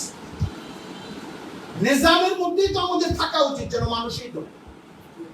আপনি কথাটা বুঝছেন? আল্লাহ তো সবসময় দুনিয়াতে ধরে না। ফেরাউনকে তো আল্লাহ একদম শেষ মুহূর্তে ডুবাইছে। হযরত মুসা আলাইহিস সালাম সহ মুসলমান বনি ইসরাঈলদেরকে তো কষ্ট দেওয়ার সুযোগ দিয়েছিলেন। আবু জেহেল তো বহুদিন পর্যন্ত মুসলমানদেরকে কষ্ট দিয়েছে, বদরে গিয়ে না ধরা খাইছে। মানে সিস্টেমের মধ্যে এটা থাকতে হবে যেন যারা বেড়ে যাবে সামনের দিকে জালেম এবং জুলুম হিসাবে, তারা যেন 2 বছর নাহলে 4 বছর নাহলে 5 বছর সিস্টেমের মধ্যে ফান্দে পড়ে যায়। এটা হলো আধুনিক রাষ্ট্র ব্যবস্থার মধ্যে কল্যাণ। আর ইসলামী রাষ্ট্র ব্যবস্থার কল্যাণ হলো আল্লাহ তাআলাকে সকল কিছুর উৎস, আমাদের সকল ক্ষমতা, সকল নীতি, সকল কানুনের মূল ভিত্তি বানানো, যে কোরআন এবং হাদিসে অকাট্যভাবে যা আছে এখানে কোনো পরিবর্তন হবে না। এটা ইসলামী রাষ্ট্র ব্যবস্থার মূলনীতি, এটা মনে রাখবেন। মানসুস আলাই বলা হয়, মানে যেটা আল্লাহ ঠিক করে দিয়েছেন ওইখানে আমি আর কিছু করতে পারবো না। গণতান্ত্রিক পদ্ধতিতেও করতে পারবো। এটা একটা উদাহরণ দিই। উদাহরণ তো অনেকভাবে দেওয়া যায়। যে একটু আগে আমি কেরু কোম্পানির কথা বললাম, গোটা সংসদে যদি পাস করে দেন যে কেরু কোম্পানির ব্যবসা চলবে, 200-র বেশি সংসদ সদস্য দস্তখত দিয়ে দিল যে কেরু কোম্পানি যেহেতু প্রফিট করছে, প্রত্যেকটা জেলায় একটা করে মদ কোম্পানি করেন, তাহলে রাষ্ট্রের বিশাল প্রফিট হবে। রাষ্ট্রে এটা একটু ঠেকাইতে পারবে না, কারণ বেশিরভাগ সংসদ সদস্য দস্তখত করে দিচ্ছে গণতন্ত্রের আইন অনুযায়ী। ইসলামী আইন অনুযায়ী আমাদের সংসদ সদস্য কতজন? 300। আর মহিলা কতজন? 30টা 50 50 350 তো আমাদের বিধিবদ্ধ সদস্য। আরো হায়ার করে যদি 1000 বানানো হয় আর একসাথে দস্তখত করে আমাদের ফ্যাক্টরি খোলা যাবে। কোরআনে নাই দস্তখতের খেতাব। ঠিক ঠিক। কোরআনের মূল আইনটা ঠিক থাকবে। জিনা, মদ, হালাল, হারাম, ফরজ, ওয়াজিব, কোরআনের যে মূলনীতি, যেরকম হত্যা করা অপরাধ। এখন আওয়ামী লীগ যদি যুদ্ধাপরাধের মামলা করার সময় আইনটার একটা ফাঁক বাইর করেছে, এরকম দুর্বল সাক্ষী দিলেও তারে মৃত্যুদণ্ড দেওয়া যাবে। আইনটা যদি সংসদে পাশ করায় ফেলে থাকে, এটার কারণে কাদের মুল্লা সহ আর 5 জন ঝুলা গিয়ে থাকে, এটা আইনের বাংলাদেশের আইনের ক্ষেত্রে লঙ্ঘন, কারণ আইনটা তো পাশ হয়েছে। ইসলামী কোনো কানুন যদি কোনো রাষ্ট্রে প্রতিষ্ঠা হয়, আর আমরা যদি এই আইন করি যে আওয়ামী লীগ যারা সদস্যভুক্ত ছিল, যারা নিম্ন পর্যায়ের এদের হাত কেটে ফেলতে হবে, যারা বড় পর্যায়ের এদেরকে মেরে ফেলতে হবে, তাহলে এটা গ্রহণ হবে না। কারণ হত্যা করা বিনা বিচারে ইসলামী নিষেধ। কার পক্ষে গেল কার বিপক্ষে গেল এটা বড় কথা না। আপনি জুলুম করলেন কিনা, কতল করলেন কিনা, এটার মধ্যে যদি সংবিধান এবং সকল সদস্য একমত হয়ে যায়, আসলে এটা জুলুম হয়। আল্লাহ কর্তৃক নির্ধারিত, আল্লাহ জুলুম করতে নিষেধ করে দিয়েছেন, কতল করতে নিষেধ করে দিয়েছেন। বরং কতলের শাস্তি কিসাস, পাল্টা কতল, যে কেউ যদি কতল করে আরেকজনকে, তাহলে প্রমাণ, সাক্ষ্য, সত্যতার ভিত্তিতে তার শাস্তি হবে পাল্টা কতল বা মৃত্যুদণ্ড। এবং আল্লাহ তাআলা বলে দিয়েছেন ওয়ালাকুম ফিল কিসাসি হায়াত, তুমি যে এই যে হত্যাকারীকে মৃত্যুদণ্ড দিয়ে শাস্তি দিচ্ছ, এর মাধ্যমে সমাজে আর মানুষের জীবন বাঁচবে। ইসলামের মূলনীতি এটা। আর কি? ইসলামী মূল্যবোধগুলো রক্ষা, ইনসাফ রক্ষা, নাগরিকদের জন্য কল্যাণমূলক। আমি সেটা বলতেছিলাম সমাজতান্ত্রিক রাষ্ট্র ব্যবস্থার পরে আধুনিক রাষ্ট্র ব্যবস্থা একটা সিস্টেম করা হলে এটাকে সোশ্যাল ডেমোক্রেসি বলা হয়, যে আমরা যা কামাই রোজগার করি পুঁজিপতিরা, তারা তাদের টাকা পয়সা দিয়ে গরিবদের কিছু উপকার করবো, তাদের কিছু হাসপাতাল বানায় দিব, তাদের আমাদের বেতনের বাইরে একটা বাড়তি আয় দিব, তাদেরকে এইটা করে দিব ওইটা করে দিব। এই জন্য আপনি পশ্চিমা অনেক গণতান্ত্রিক দেশে একটা নিয়ম দেখবেন, ওইটার বেনিফিট ওরা পায়, পশ্চিমা দেশগুলোতে কিছু পায়। এটা কি? ইসলামী রাষ্ট্রগুলোতে আপনি এটা আরো বেশি পাবেন, পশ্চিমা দেশে তারা কিছু পায়। কল্যাণ রাষ্ট্রে আপনি এমন অনেক রাষ্ট্র পাবেন ইউটিলিটি বিল নেই, বিদ্যুতের বিল নেই, দিতে হয় না। মানে রাষ্ট্র এতটা সম্পূর্ণ হয়ে গেছে, এতটা উদ্বৃত্ত আয় আছে তাদের, নাগরিকদের একটা লেভেল পর্যন্ত বিদ্যুতের বিল দিতে হয় না। মনে করেন আপনার বাসায় 300 কি বলে ইউনিট, কথার কথা একটা আবাসিক বাসায় 200 ইউনিট একটা বলে দিবে যে এই পর্যন্ত আপনার কোনো বিল লাগবে, কারেন্ট ফোন বিল এই পর্যন্ত লাগবে, নাগরিকদের এই সুবিধা লাগবে। এটাও করে, আবার উল্টাটাও করে। যেরকম মালয়েশিয়ায় দেখছি রাস্তার এক জায়গা থেকে আরেক জায়গায় গেলে বিল দিতে হচ্ছে, ব্রিজ পার হইলে তো বাংলাদেশেও দিতে হবে। আপনি যদি ভালো সুবিধা দেন, ভালো বেতন দেন, আর জায়গায় জায়গায় আবার সেবা দিয়ে পয়সা নেন, এটা নাগরিকদের বেশি একটা মন খারাপ হয়। মোটা সুন্দর রাস্তা দিলেন, ভালো ভালো 12টা ব্রিজ দিলেন, সেখানে আপনার খরচটা বেঁচে যাবে, আপনি ওই থেকে 4 ভাগের 1 ভাগ টাকা নিলেন, তাহলে ভালো। এখন পদ্মা সেতুতে যে কর নেয়, এইটা তো লং বাড়াচ্ছে বেশি হয়ে যায় অনেক সময়, এটা হলো সমস্যা। আপনি সিস্টেমটা এমন করবেন নাগরিকদেরকে সুবিধা দেওয়ার ক্ষেত্রে, যেন আপনি কি করবেন, সে আরামটা পায়, যে এখানে আমার আগে খরচ হইতো কত এত, টাইম দিত কত এত, এখন আমার এই ব্রিজের কারণে এই কারণে সব কিছুর মধ্যে আরাম হয়ে গেছে। আগে বাড়তি 100 টাকা খরচ দিত, এখন আমাকে বলা হচ্ছে 40 টাকা আপনি দিবেন এই 3 টাকা আমার সার্ভিস বাবদ। রাষ্ট্র আমার কাছে বললো, আমি তো খুশির সাথে 40 টাকা দিব, আর যদি বলে 250 টাকা দিবেন, খরচ দিত আগে কত, এখন 250 টাকা দিবেন বলে 2টা ভাগ হয়ে যাবে, 25 ভাগ মানুষ খুশি থাকবে, কারণ তার পেরেশানি কমছে, তার কাছে টাকা কোনো ব্যাপার না। সমাজে এরকম মানুষ আছে তো, আর বিশাল সংখ্যক মানুষের কাছে কষ্ট নিতে থাকবে, তারপরে সে করতে বাধ্য হবে, কারণ নবস তো বন্ধ, আর এটা দিয়ে যেতে হবে। আপনি এখনো বাজারে গেলে 2 ধরনের মানুষ পাবেন, যে 50 টাকা সাশ্রয় হয় এটার জন্য সে হাঁটবে, আরেকজন দেখবেন 100 টাকা খরচ করে দৌড় দিয়ে চলে যাবে। এটা না জায়েজ কিছু না, কিন্তু মানুষের প্রবণতাটাকে পরীক্ষা করতে হয় যে আমি কি আসলে তাকে সুযোগ দিচ্ছি, বেশিরভাগ মানুষকে না কষ্ট দিচ্ছি। আপনি হাসপাতালে 10 টাকার ফিস দেন, একদম নিয়ে ওই বাইরের ডাক্তার দেখতে দেন, একটু ওষুধও দেন, কোনো সময় ওই জায়গায় যদি আপনি 10 টাকা আরো একটা ফিস দেন, প্রথমে একটা 10 টাকার ফিস, আবার যদি বলেন যে মেডিসিন আর একটা চিকিৎসা কাটতে হবে, এটা 10 টাকা দেন, দিব, অসুবিধা নেই। চিকিৎসা আমাকে ভালো করে ওষুধটা মনোযোগ দেন, চিকিৎসার মধ্যে একটা স্যাটিসফ্যাকশন দেন। আপনার কাছে চিকিৎসা করাইতে পারি না দেখে আমাদের দেশের ফকির পর্যায়ের একজন গরিব মানুষও 200 টাকা ভিজিট দিয়ে ডিসপেন্সারির কাছে যায়, এই কথাটা বলে পরে ওষুধ দিন।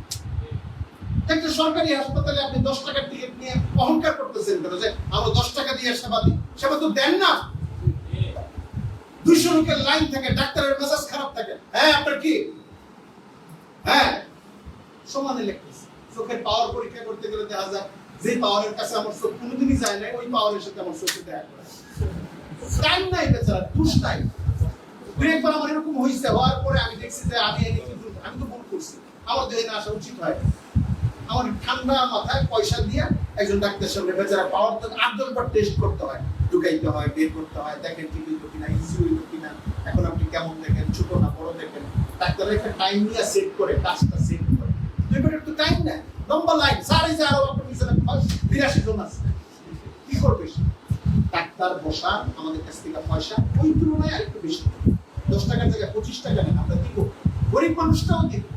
মানুষ যখন দেখবে যে আমাকে বাড়তি টাকা খরচ করতে হবে না, গভর্নমেন্ট আমাকে দিবে, আমরা রেলওয়ে টাকা দিয়ে ভরে ফেলবো, এই দেশের গরিব মানুষরাই দিবে, বড় লোকের রেল দরকার নেই, আমরাই দিব টাকা, আরো 10 টাকা বেশি করে দিব, 10% বেশি করে দিব, আপনি এটা প্রফিটের মধ্যে। যাই হোক, আলোচনা অনেক লম্বা হবে। ইসলামী রাষ্ট্র যদি হয়, ওই কথাগুলো এখানেও আসবে, ইনসাফ থাকবে, সততা থাকবে, মানুষের প্রতি মানুষের সুবিচার লাগবে, সিস্টেমটাকে এমন করতে হবে। আল্লাহর আইনকে প্রাধান্য দিয়ে, দুনিয়াতে আবার এমন অনেক আইন আছে যেটা আল্লাহ এবং আল্লাহর রাসূল করে দিয়ে যান নাই। যেমন আপনি মনে করেন আপনার একটা সমিতি বানাইন, সমিতির মধ্যে হালাল হারামের লেনদেনের জটিলতা না করে সভাপতি সাহেব মিটিং চালাবেন, তারপরে এই হবে, তারপরে এই হবে, এই যে অনেকগুলি লেখছেন, এটার সাথে জায়েজ না জায়েজ কোনো সম্পর্ক নেই, এটা মানতে পারবো, কোনো অসুবিধা নেই। একটা সিটি কর্পোরেশনের আইন থাকে, একটা মিউনিসিপ্যালিটির আইন থাকে, একটা যানবাহনের আইন থাকে, নানান জায়গায় বাজার ঘাটের কত রকমের আইন কানুন থাকে। যেই অংশগুলো সরাসরি আল্লাহ কর্তৃক নির্ধারিত, যেই অংশগুলো সরাসরি হাদিস কর্তৃক নির্ধারিত, এবং কোরআন এবং হাদিসে যেই শাস্তিটাকে যেই দৃষ্টিতে দেখা হয়েছে, বাকি আইনগুলো আপনারা ওইটার সঙ্গে মিলায় করেন, কোনো সমস্যা নেই। সব আইন ইসলামে পাবেন কেমনে? নতুন নতুন উদ্ভূত সমস্যা হবে। আপনি দেখবেন ইসলামী মূলনীতির সঙ্গে সংঘর্ষ করছে, সংঘর্ষ না করলে এটার সাথে ইসলামের কোনো আপত্তি নেই। আপনারা এসে যদি জানান যে আমরা তিনজন একটা ব্যবসা শুরু করছি, উনি আমাদের নেতা, ইসলামে জায়েজ আছে কিনা বলেন, একজনের নেতা বানাবেন, জায়েজ না জায়েজ কিছু ইসলাম যদি ইজাজত দেই, হুজুর আমরা দুইজন ওখানে মানবো, জায়েজ আছে কিনা বলেন, হ্যাঁ জায়েজ আছে। তো এটাই কি ইসলামী কানুনের মতো? আমরা হুজুর হালাল লেনদেন করবো, কোনো হারাম খাবো না, ঠিক আছে। এখন যদি পরের আবার বলেন হুজুর আমরা কিন্তু সুদী ব্যাংক থেকে লোন নিয়ম করছি, তাহলে বলবো না। আপনি 40টা আইন আমার কাছে আনবেন, যে কোনো আলেমের কাছে, উনি 4টা-5টা দেখায় দিবে যে এটা ঠিক না, এটা ঠিক না, এটা ঠিক না, ইসলামের সাথে যায় না, বাস বাকিগুলি আপনি নিয়ে কাজটা করবেন। গোটা রাষ্ট্রের অবস্থাটা হয়ে রাষ্ট্রের মৌলিক বিষয়টা ইসলামের সঙ্গে রেখে, আল্লাহর আইনের সঙ্গে যুক্ত রেখে, যেগুলো কোরআন এবং হাদিসে বর্ণিত হয়েছে, ইনসাফ বজায় রেখে, সততা বজায় রেখে, দুরাচরণকে নিরুৎসাহিত করা, সদাচারকে উৎসাহিত করার একটা রাষ্ট্রীয় সামাজিক ব্যবস্থা কায়েম করে আপনি ওটাও করতে পারেন। এখন যদি বলেন যে আমরা যে ইসলামের কল্যাণ ব্যবস্থা কায়েম করবো, সারা দুনিয়া তৈরি না, আমাদেরকে বলে জঙ্গি বলে, এটা বলে, ওইটা বলে, মাইক দূর করবে, অনেক রকমের পরিস্থিতি তৈরি করে, খেলাফত রাষ্ট্র ব্যবস্থার দাবি। আমি সহজ একটা পরামর্শ দিতে পারি, মুসলমান হিসেবে মনে মনে আমরা আকাঙ্ক্ষা পোষণ করি যে আল্লাহ তাআলা আমাদেরকে আল্লাহর আইন এবং ইসলামী কানুন অনুযায়ী এক সময় চালান, আমরা এই আকাঙ্ক্ষা পালন করেন। আমার সাথে আমরা এই আকাঙ্ক্ষা লালন করি কিনা? এই আকাঙ্ক্ষা লালন করাটা ইমানি দায়িত্ব। এই কথার একটা ব্যাখ্যা আছে, কিয়ামত পর্যন্ত হয়তো এই আইনটা কায়েম হবে, কিন্তু আপনি আল্লাহর কাছে সুপর্দ করে দিলেন। কথা কি বুঝে আসছে? আপনি বলে দিলেন যে আল্লাহ আপনার কোরআনের আইন আমি চাইছিলাম, আমি মত থেকে চাই, এটা হলে ভালো, যদি উপযুক্ত লোকের মাধ্যমে ইসলামী পুরা কানুন দিয়ে দিলেন সুরের মধ্যে সব জায়গায় বসা সুর, তো সেই ইসলামী কানুন কি কায়েম করবে? কানুন দিয়ে কি মানুষ ঠিক হইব? মানুষ তো ভালো হইতে হবে। এই জন্য ইসলামের একটা অন্যতম মূলনীতি হইল প্রতিটা ব্যক্তি মানুষের ভালো হওয়ার চেষ্টা। শুধু রাষ্ট্র, শুধু রাষ্ট্র, শুধু রাষ্ট্র, এরকম ইসলামে তো দলবাজি চাইতে না। ইসলাম হইল কলব ভালো করে, জিসিম ভালো করে, নিজে নামাজ পড়া, নিজে সৎ। আমরা যদি সামাজিক ভাবে, ব্যক্তিগত ভাবে অসৎ মানুষ গিজগিজ করি, আর রাষ্ট্র যদি ইসলামী কায়েম করি, তাহলে তো চোরের আই রাষ্ট্রের নায়ক প্রধান হবে।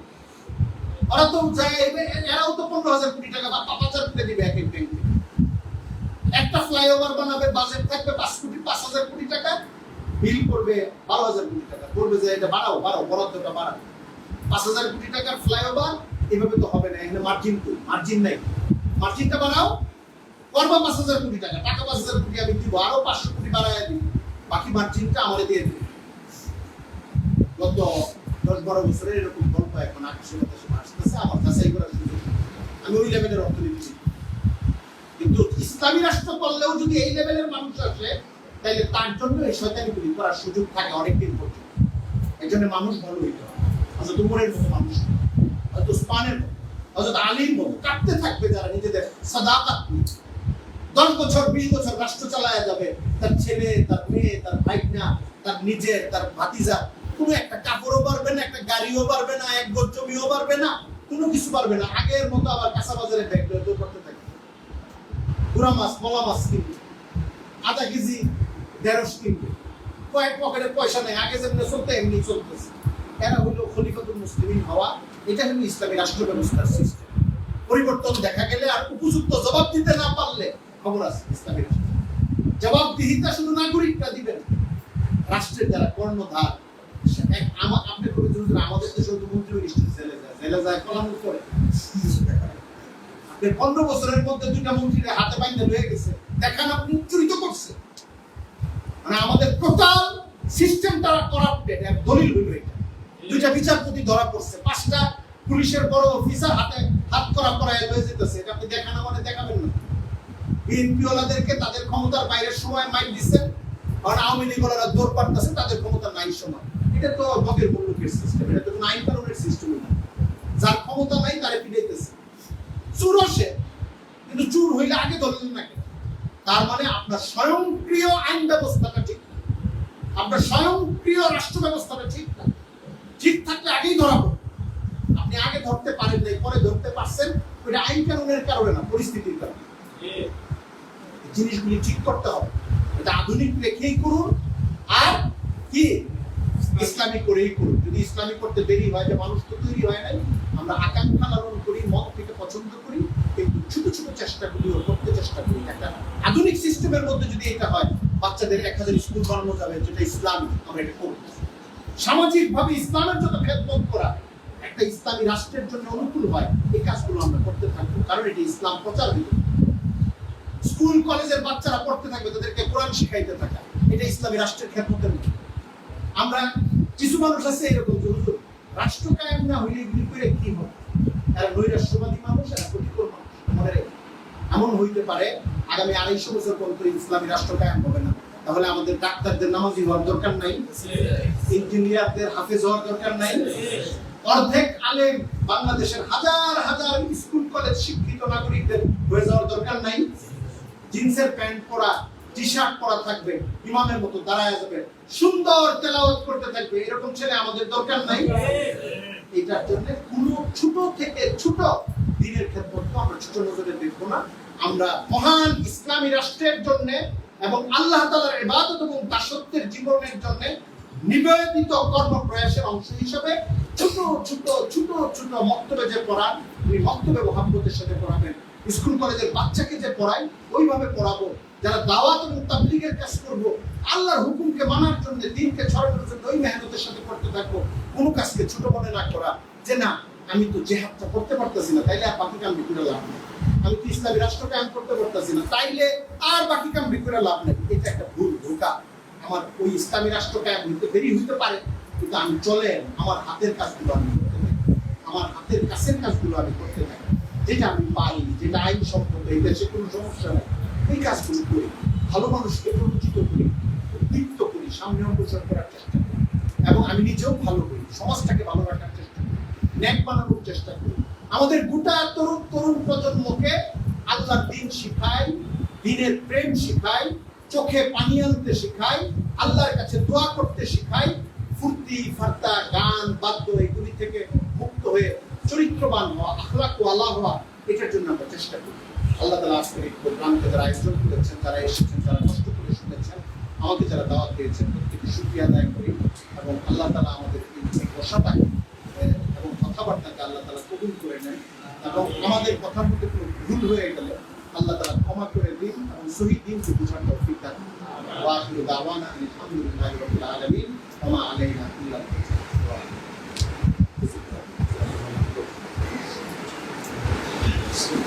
আমরা ইস্তেগফার করি।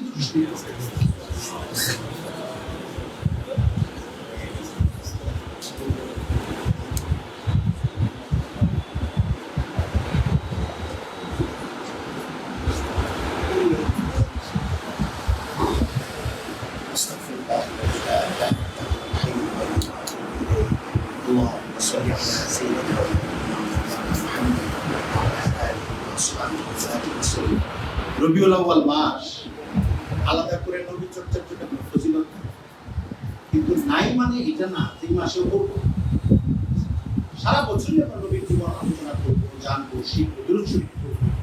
সেই হিসাবে আজকে রবিউল আউয়াল যাচ্ছে, পুরো রবিউল আউয়াল মাসটা আছে, যেহেতু এই সময় একটু চর্চা বেশি হয়, আমরা একটু গাফেল থাকি অন্যান্য সময়, চেষ্টা করবো নবীর জীবন জানা, আর নবীর জীবন জানা, মানা, দুরূদ শরীফ পড়া, এটা সারা বছরের আমল। আমি শুরুতেই ভূমিকা বলে নিছি, এটা এই টাইমের কোনো খাস আমল না, এটা এই টাইমে করলে যে বিরাট কোনো সওয়াব হয়ে যাবে, এটা কোনো হাদিসে কোরআনে নাই। কিন্তু 12 মাসে যে আমলটা করা যায়, রবিউল আউয়াল মাসে ওটা থেকে আমরা বিরত থাকবো না। আর যেহেতু এই টাইমে মিটিং হয়, সেমিনার হয়, আলোচনা হয়, বইপত্র সামনে আসে, আমরা একটু পড়ার চেষ্টা করবো। অনেক 100-150 পৃষ্ঠার বইও আছে, সংক্ষেপে নবীর জীবনটা জানার চেষ্টা করবো, দর্শন করবো বেশি বেশি। ربنا ظلمنا أنفسنا وإن لم تغفر لنا وترحمنا لنكونن من الخاسرين. ربنا آتنا في الدنيا حسنة وفي الآخرة حسنة وقنا عذاب النار. رب ارحمهما كما ربياني صغيرا. ربنا هب لنا من أزواجنا وذرياتنا قرة أعين واجعلنا للمتقين إماما. ربنا لا تزغ قلوبنا بعد إذ هديتنا وهب لنا من لدنك رحمة إنك أنت الوهاب. ইয়া আল্লাহ, আমরা যারা এখানে হাত তুলেছি আমাদের জিন্দেগীর সমস্ত গুনাহগাতা আপনি মাফ করে দেন। ইয়া আল্লাহ, আজকের এই মজলিসকে আপনি কবুল করে নেন। ইয়া আল্লাহ, আপনি প্রত্যেককে আমাদেরকে আপনি আমাদের গুনাহ মাফ করে দিয়ে আপনার হাবিব সাল্লাল্লাহু আলাইহি ওয়াসাল্লামের অনুসারী হওয়ার তৌফিক দান করেন। ইয়া আল্লাহ, আমাদের জিন্দেগীর মধ্যে আপনি সিরাতুন নবী সাল্লাল্লাহু আলাইহি ওয়াসাল্লামকে অনুসরণ করে চলার তৌফিক দান করেন। ইয়া আল্লাহ, আমাদের দেশ এবং গোটা দুনিয়ার মুসলিম দেশগুলোকে আপনি ইসলামী সমাজে পরিণত করে দেন। ইয়া আল্লাহ, মুসলমানদের মধ্যে যারা ফিলিস্তিন, গাজা সহ বিভিন্ন জায়গায় নির্যাতিত অবস্থায় আছে, ইয়া আল্লাহ, প্রত্যেক মুসলমানকে আপনি বিজয় দান করেন। ইয়া আল্লাহ, গোটা দুনিয়ার মুসলমানকে ঈমান, ইজ্জত এবং স্বাধীনতা নিয়ে বাঁচার তৌফিক দান করেন। ইয়া আল্লাহ, মুসলমানদেরকে ইসলামের সমস্ত শাশ্বত বিধানকে আঁকড়ে ধরে চলার তৌফিক দান করেন। ইয়া আল্লাহ, দুনিয়ার যেই প্রান্তে যেই শক্তি মুসলমানদের উপর জুলুম করছে, আপনি সেই শক্তিকে ভুতা করে দেন। ইয়া আল্লাহ, দুর্বল করে দেন, মুসলমানদের কাছে মাগলুব করে দেন। ইয়া আল্লাহ, আপনি আমাদেরকে ঈমানি কুওয়াত দান করেন। ইয়া আল্লাহ, আপনি আমাদেরকে ঈমানি কুওয়াত দান করেন, ইজ্জত এবং হুররিয়তের জিন্দেগি দান করেন। ইয়া আল্লাহ, ইজ্জত এবং হুররিয়তের জিন্দেগি দান করেন। ربنا تقبل منا انك انت السميع العليم وتب علينا انك انت التواب الرحيم والحمد لله رب العالمين.